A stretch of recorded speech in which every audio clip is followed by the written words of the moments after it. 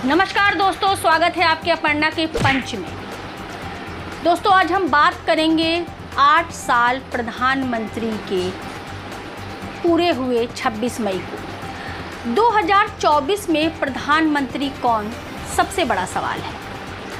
अगर हम इन 8 सालों का आकलन करते हैं तो निकल के आता है कि नरेंद्र दामोदर दास मोदी 132 करोड़ के जो आबादी है हमारे भारत देश में, उसमें सिर्फ 80% नागरिक के वो प्रधानमंत्री हैं।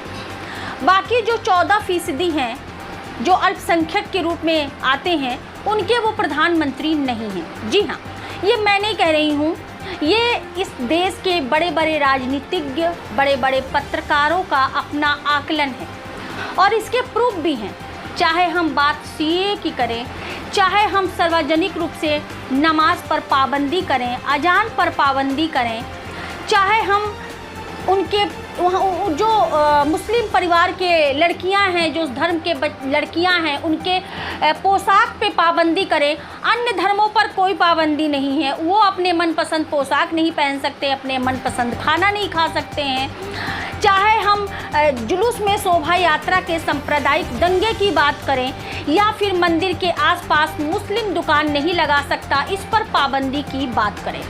लेकिन दोस्तों, एक खास बात रही है इन सारी चीज़ों की कि ये सब कुछ केंद्र सरकार ने नहीं क्रिएट किया है, ये सब कुछ राज्य सरकारों ने किया है। केंद्र सरकार का इसमें मौन समर्थन रहा है और ये सबसे बड़ी बात है। अब हम यदि इन 8 सालों में अच्छे दिन आने से लेकर आत्मनिर्भर भारत बनने तक की सफ़र पर नज़र डालें तो बिल्कुल हम विफल नज़र आते हैं। एयर इंडिया का बिक जाना, जीएसटी, नोटबंदी या अन्य और चीज़ें जो हमारे देश के जो है जीडीपी को बिल्कुल धरातल पर ले गई है। नोट जो हमारा रुपया है वो डॉलर से कितना कम रह गया है। जब 2014 के पहले 60 रुपये था, तब मोदी जी कई स्पीचों में इसकी आलोचना करते थे और आज रुपया $1 का मात्र 77 रुपये रह गया है। तो उनके पुराने वीडियो को वायरल करके विपक्ष मोदी जी से सवाल पूछ रहा है। अब यदि हम बात करते हैं शिक्षा और स्वास्थ्य की, तो शिक्षा और स्वास्थ्य ये किसी भी राष्ट्र के सुंदर निर्माण के लिए एक बेहतरीन विकल्प है। यदि किसी भी राज्य का शिक्षा और स्वास्थ्य बेहतर रहेगा, यानी कि बेहतरीन स्वास्थ्य और उच्च स्तर की जब शिक्षा मिलेगी, तो एक सुंदर राष्ट्र का निर्माण हो पाएगा और हम एक विश्व गुरु बनने का जो हमने सपना देख रखा है उसकी ओर हम अग्रसर होंगे। लेकिन अगर धरातल स्तर पर इनकी बात करें तो धरातल स्तर पर इसमें कोई विशेष बदलाव नहीं आया है, ना ही कोई विशेष सफलता मिली है। कोरोना की सेकेंड वेव ने स्वास्थ्य की जर्जर हालत को खोल के रख दिया, उसकी पोल खोल के रख दी।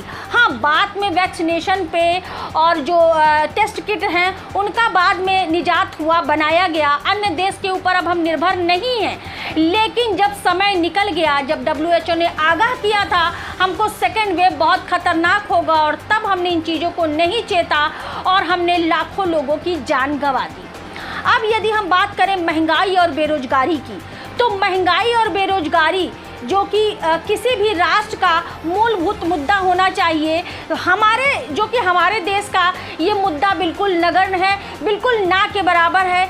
हमारे पास सिर्फ एक ही मुद्दा है, हिंदू मुस्लिम की राजनीति करना, सांप्रदायिक बयान देना, भड़काऊ बयान देना, और इन सारे कामों में हमारे देश की गोदी मीडिया का बहुत बड़ा हाथ रहा है। मतलब उन लोगों ने 8 सालों में पत्रकारिता को इतना निस्तो नाबूद कर दिया है, उसकी नींव को इस तरह जंजर कर दिया है और हिला दिया है कि आज आम जनता पत्रकारों को हीन नज़र से देखता है, उनको तुच्छ नज़र से देखता है। महंगाई चरम सीमा पर है, बेल बढ़ती जा रही है महंगाई की, और बेरोजगारी का स्तर गिरता जा रहा है। ये मैंने अपने पिछले वीडियो में भी आप लोगों को बताया था।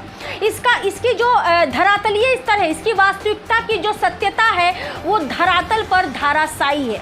बेरोजगारी का हम उदाहरण पिछले 1 वर्षों में युवाओं का जो रोड पे धरना प्रदर्शन लगातार चल रहा, चाहे वो सैनिक का हो, शिक्षक का हो, रेलवे भर्ती बोर्ड का हो, वो सारे युवाओं जो हमारे देश के युवा हैं वो सड़क पर हैं।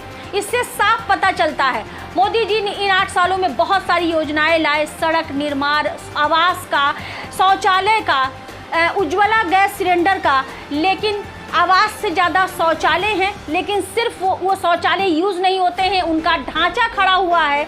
और सिलेंडर की बात करें तो 1000 रुपए का सिलेंडर, चाहे वो सिलेंडर अब एक घर में केवल एक जो है बिना काम का वस्तु बन एक कोने में खड़ा है और गरीब जनता फिर चूल्हा फूंकने पर मजबूर हो गई है। ये डाटा उठा करके हम देख सकते हैं।